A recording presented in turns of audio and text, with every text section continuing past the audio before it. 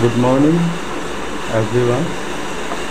মই তোমালোকৰ লগত আলোচনা কৰিম আজি নৱোদয়ৰ ষষ্ঠ শ্ৰেণীৰ বাচনি পৰীক্ষাত ভাষা জ্ঞান অৰ্থাৎ আছামিছৰ কেনেকুৱা প্ৰশ্ন আহে তাৰ ওপৰতে আলোচনা কৰিম।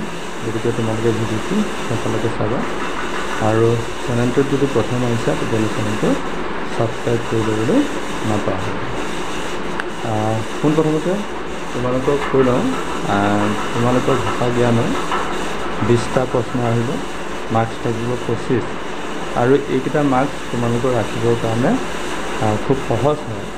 গতিকে তোমালোকে অলপ মনোযোগেৰে যদি মই যিখিনি ভিডিঅ' তোমালোকলৈ আগবঢ়াওঁ এইখিনি যদি মনোযোগেৰে চোৱা তেতিয়াহ'লে তোমালোকে এই 25টা নম্বৰ পাবৰ কাৰণে সক্ষম হ'বা। গতিকে ভিডিঅ'বিলাক চাওঁতে অলপ মনোযোগেৰে চাবা আৰু কিবা যদি অসুবিধা থাকে তেতিয়াহ'লে মোক কমেণ্ট কৰি জনাবা, তেতিয়া মই তোমালোকক সেইখিনি আঁতৰ কৰিবৰ কাৰণে চেষ্টা কৰিম। গতিকে প্ৰথমতে আমি যাওঁ, কি থাকিব, এনেকুৱা পেৰাগ্ৰাফ থাকিব।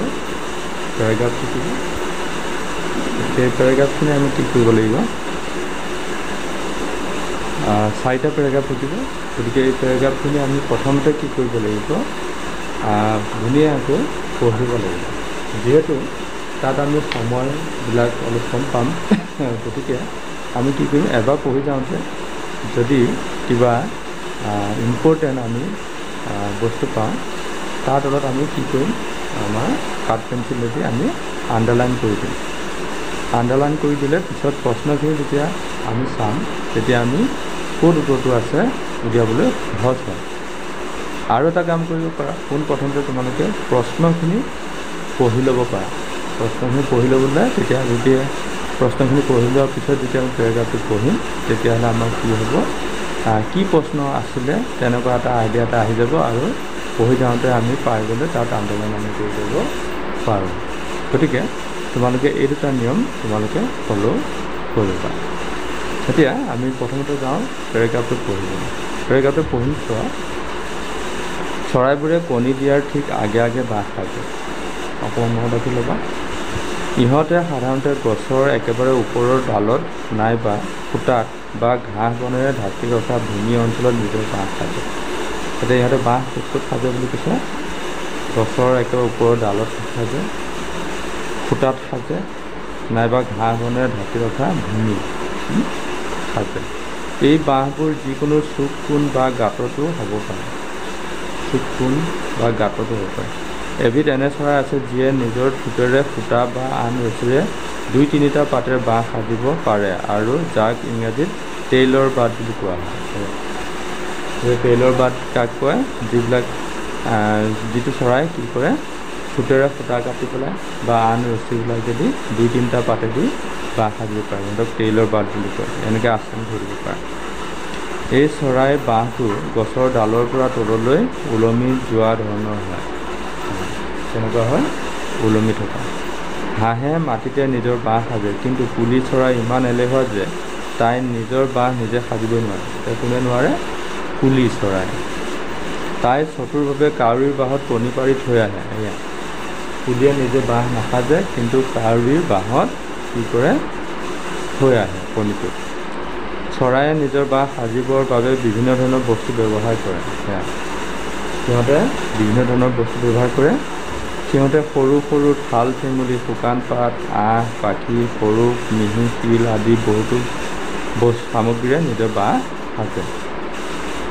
পোৱালি জগোৱাৰ পিছত পোৱালিবোৰে বাঁহ ত্যাগ কৰিলে ডাঙৰ চৰাইবোৰেও সেই বাঁহৰ পৰা আঁতৰি যায়। পিছৰ বাৰ পোৱালি জগোৱাৰ বাবে চৰাইবোৰে পুনৰ নতুন বাঁহ সাজে। গতিকে এতিয়া এইখিনি আমি পঢ়িলোঁ পেৰাগ্ৰাফটো।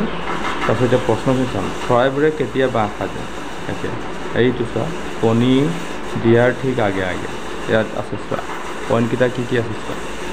কণীৰ পৰা পোৱালি জগাৰ পিছত, কণী দিয়াৰ আগে আগে, নতুন চৰাই জন্ম হ'লে, যেতিয়া সিহঁতে ঘাঁহ বা গছৰ পাত বিচাৰি পায় তেতিয়া। এইটো কণী দিয়াৰ আগে আগে।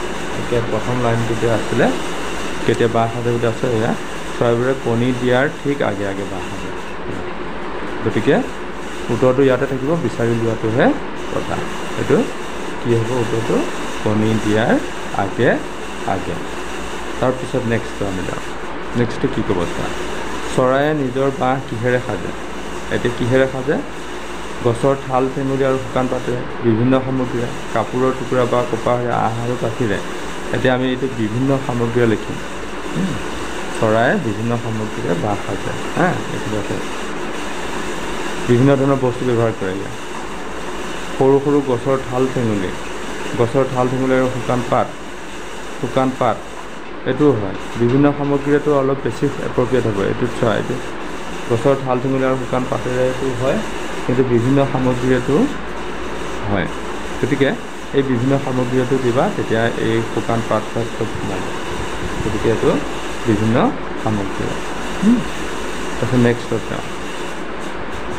নেক্সট কুৱেশ্যনটো আমি যাওঁ। তলৰ কোনটো চৰাই মাটিত বাঁহ সাজে? এয়া টেইলৰ বাৰ্ডে, কুলি চৰাই, হাঁহে আৰু বোৱনী চৰাই। হাঁহে ইয়াতে চোৱাচোন, ইয়াতে আমি দেখিম চোৱা, হাঁহে মাটিত বাঁহ সাজে। চাব দেই, হাঁহে মাটিতে নিজৰ বাঁহ সাজে ইয়াত। গতিকে এইটো কি হ'ব? হাঁহ হৈ গ'ল হ'লে। তাৰপিছত আমি চাওঁ, কুলি চৰাইক এলেহুৱা বুলি কিয় কোৱা হয়? এয়া কিয় কোৱা হয়? ই কাউৰী বাঁহত কণী পাৰে। ই নিজে বাঁহ নাসাজে, কাউৰী বাঁহত সিহঁতে কণী পাৰে। তাৰপিছত চোৱা, যেতিয়া পোৱালি চৰাইবোৰে বাঁহ ত্যাগ কৰে, তেতিয়া ডাঙৰ চৰাইবোৰে কি কৰে? সেই বাঁহ ত্যাগ কৰে, নতুন ঘৰ সাজে, তাতেই বাস কৰি থাকে, সিহঁতৰ মাক বাপেকৰ লগত থাকিবলৈ উৰা মাৰে, তেতিয়া সেই বাঁহ ত্যাগ কৰে। এইখিনিতে আছে চোৱা,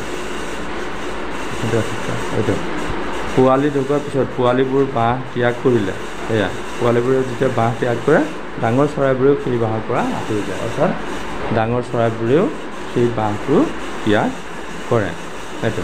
গতিকে এই 5টা প্ৰশ্নৰ উত্তৰত তোমালোকে ইয়াতে কিমান 5 নম্বৰ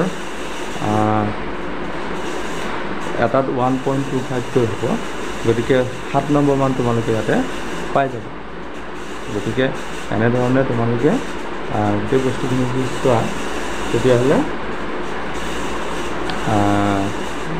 নিশ্চয়কৈ তোমালোকে কি হয়, যিটো ভাষা জ্ঞানৰ নম্বৰখিনি সম্পূৰ্ণ নম্বৰ ৰাখিবৰ কাৰণে সক্ষম হ'ব। গতিকে তোমালোকৰ লগত আজি এইটো কথা আলোচনা কৰিলোঁ। নেক্সটত আকৌ তোমালোকৰ লগত বেলেগ জেগাত মই আলোচনা কৰিম।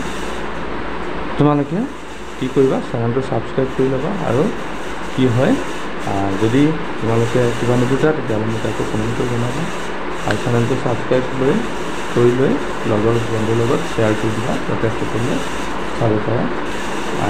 আৰু চেনেলটো এতিয়াও যদি ছাবস্ক্ৰাইব কৰা নাই, ছাবস্ক্ৰাইব কৰি ল'বা, কাৰণ তোমালোকে এই চেনেলটোতে নৱোদয় শাস্ত্ৰখিনি গোটেই মেথছ, তাৰপিছতে মানসিক দক্ষতা আৰু ভাষা জ্ঞান গোটেইখিনি বস্তু ইয়াতে পাবা। অলৰেডি বহুতো ভিডিঅ' ইয়াতে মই আপলোড কৰা হৈ আছে, সেইখিনি তোমালোকে চাই ল'বা। ছাবস্ক্ৰাইব কৰিলে তোমালোকে সেইখিনি বস্তু চাবলৈ সক্ষম হ'বা। গতিকে পুনৰবাৰ তোমালোকক সকলোকে ধন্যবাদ জনাই আজি ভিডিঅ'টো মই সামৰণি মাৰিছোঁ। ধন্যবাদ।